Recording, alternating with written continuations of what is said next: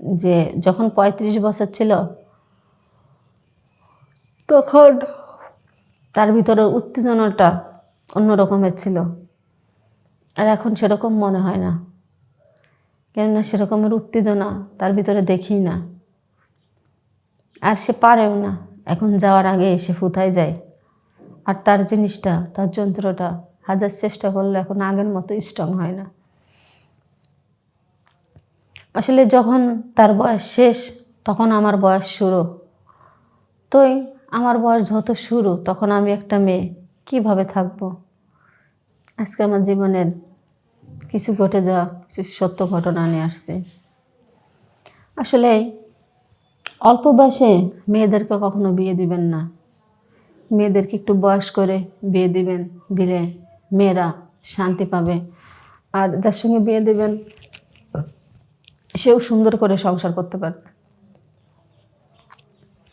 আসলে আমার বয়স যখন মাত্র 14, তখন আমার বিয়ে হয় 35 বছরের একটা ছেলের সঙ্গে।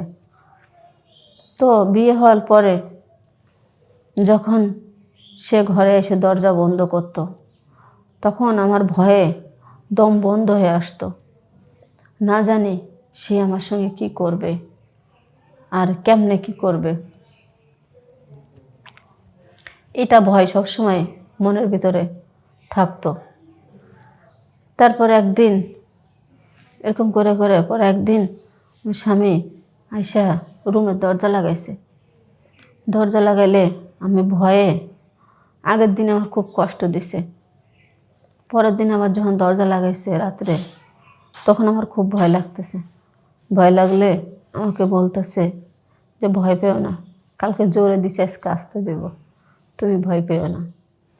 তো আমি বললাম দেখো তুমি তো যখন এটা করো তখন তখন পাগলা হয়ে যাও, তখন তোমার কোনো সেন্স থাকে না, তুমি আসতে দিও, জোরে দিলে আমার ব্যথা লাগে।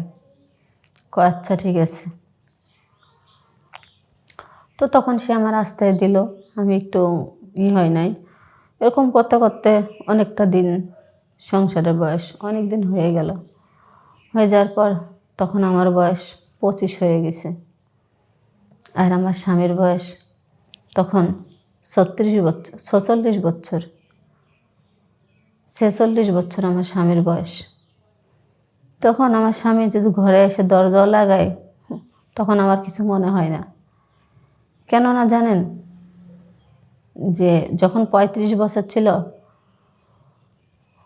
তখন তার ভিতরে উত্তেজনাটা অন্য রকমের ছিল, আর এখন সেরকম মনে হয় না। কেননা সেরকমের উত্তেজনা তার ভিতরে দেখি না, আর সে পারেও না। এখন যাওয়ার আগে সে ফুতায় যায়, আর তার জিনিসটা, তার যন্ত্রটা হাজার চেষ্টা করলে এখন আগের মতো স্ট্রং হয় না।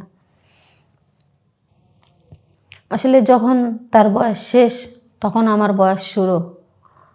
তোই আমার বয়স যত শুরু তখন আমি একটা মেয়ে কিভাবে থাকবো। থাকা সম্ভব? কখনো থাকা সম্ভব না।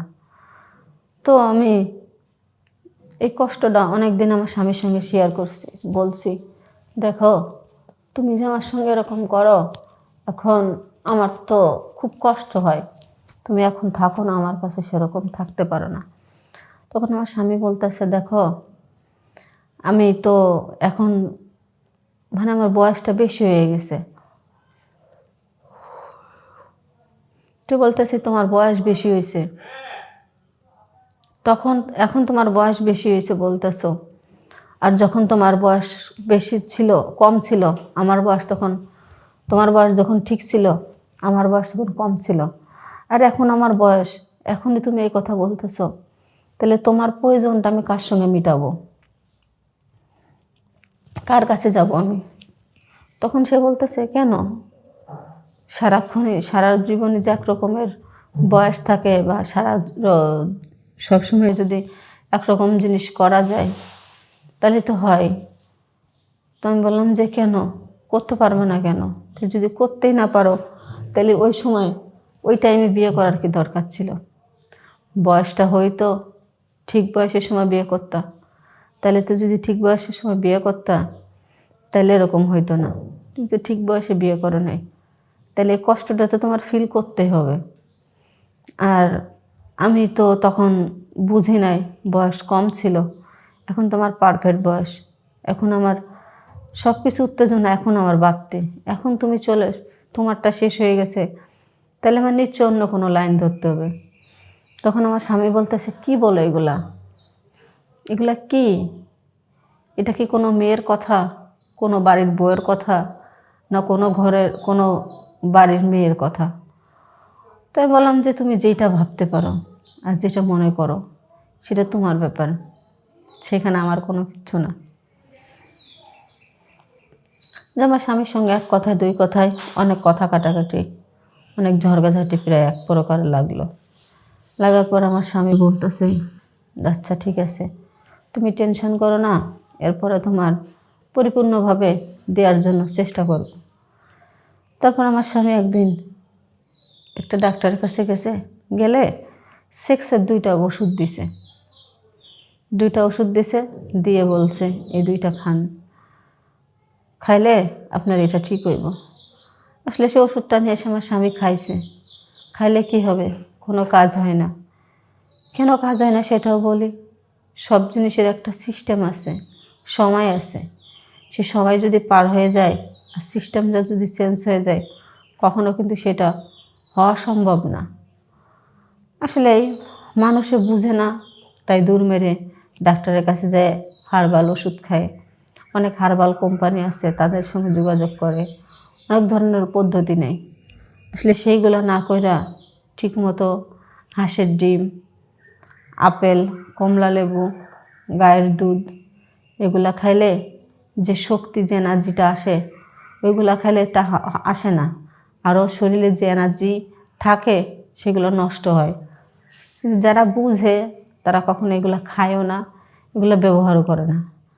আর সবচেয়ে বড় কথা যে বিয়ে করছেন, বিয়ে যারা করছেন, যারা করেন নাই, যারা করবেন, বিয়ে যারা করেন নাই তাদের উদ্দেশ্যেই বলবো, বিয়ে যদি করেন তাহলে উপযুক্ত বয়সে করবেন। দুজনের, মেয়ের আপনার উপযুক্ত যে একটা বয়স আছে না, সে বয়সে বিয়ে করবেন। তাহলে দেখবেন আপনিও সুখে থাকবেন, আপনি যাকে বিয়ে করবেন তাকেও সুখে রাখতে পারবেন। আর আপনারা সুখে শান্তিতে থাকেন, ভালো থাকেন, সুস্থ থাকেন। খোদা হাফেজ।